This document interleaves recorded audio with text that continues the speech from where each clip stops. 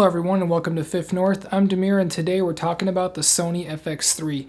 More specifically, we're talking about my last 6 months of using it and the top 5 things that I love about this camera. Alright, so before I jump into my list, I do want to say one thing, and that the Sony FX3 is actually a stills camera as well. It can take photos and it does so quite well. But for me personally, I do have a Sony a7R4 that I use for my photo work, so for me the Sony FX3 is a video only camera. So keep that in mind when you watch this video and you hear my 5 things that I love about this camera. So number 1 on the list is going to be the XLR handle that the camera has. So right on top it does come with an accessory handle. It screws into the multifunction shoe and it gives you a couple of great things. One, it gives you the XLR ability, so you've got 2 different XLR ports.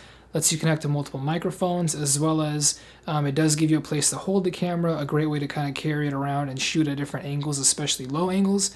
And it does also give you more mounting points where you can attach additional accessories. Number 2 on the list is going to be the cage-free design. I know that a lot of people love rigging out their cameras. We're talking about full-on cages, accessories, all sorts of stuff. But for me personally, the less weight I can have on my camera, the better.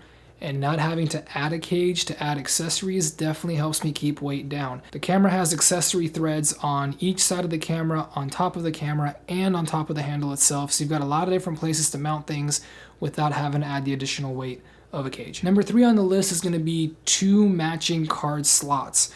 Lately, some manufacturers, Canon, I'm talking about you, have been mixing up their slots, and I just don't like it. I love having identical slots.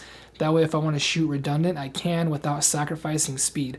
The Sony FX3 does 2 different cards. It does the SD card, which for me is the card that I use because it does work for 90% of the menu options, or I'm sorry, 90% of the record options that this camera has.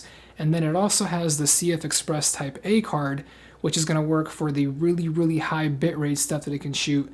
But again, both slots are exactly the same, so if you have 2 CF Express cards, you can shoot redundant without losing speed. Or if you want to save money, you can shoot on 2 SD cards, no problem. I also love with the cards, like I said, 90% of the options the camera has, I can stick with on the SD card, so I don't have to pay extra for that CF Express, because quite frankly, I don't need the super high bitrate. Everything that the SD card can do is more than good enough. Number 4 on the list is going to be the internal fan. Very small detail, but very different from the A7S III and the Canon R5.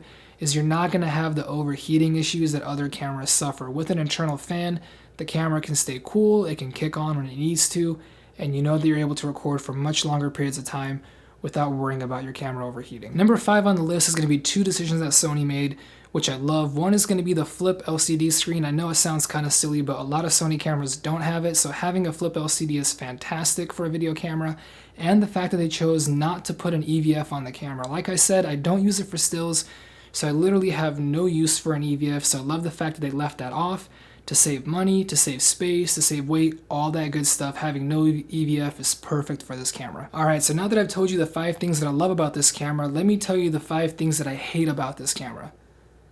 Let me check my notes real quick. I don't have 5 things that I hate about this camera. Matter of fact, there's nothing that I hate about this camera. I absolutely love this camera and I could not recommend it enough. I've heard a lot of talk about all the different video cameras out there, the A7S III, the Canon R5, all that stuff. Quite frankly, for me personally, I don't use 8K. I just don't have the storage capacity or the patience to edit that crazy of video. At a 4K level, I really feel like this camera is perfect. Whether you're a YouTuber, if you're making documentaries, if you're making short films, whatever you're doing, I think this camera is fantastic. If you don't need a true full-on cinema camera, you know, if you're shooting like motion pictures and whatnot, this Sony FX3 really is perfect. Definitely comes in at a good price point for what it can do, and it will really meet all your needs. I love it. I feel like there's nothing that it can't do that I need it to do, so it doesn't hold me back, but it's still small and compact. Definitely a perfect camera. So if you're looking for a great video camera, after 6 months of use, I can comfortably say, get the Sony FX3, you will love it, and it'll definitely meet the needs that you have when it comes to being a videographer on YouTube. Alright, so that's my quick take for the last 6 months with the Sony FX3 and what I like about it. If you do have any questions about it that you'd like to know, go ahead and drop them in the comments below and I'll definitely make sure I get back to you with the answer if I have it. If you do like this video, hit the like button for me and hit the subscribe button. It definitely helps me out quite a bit.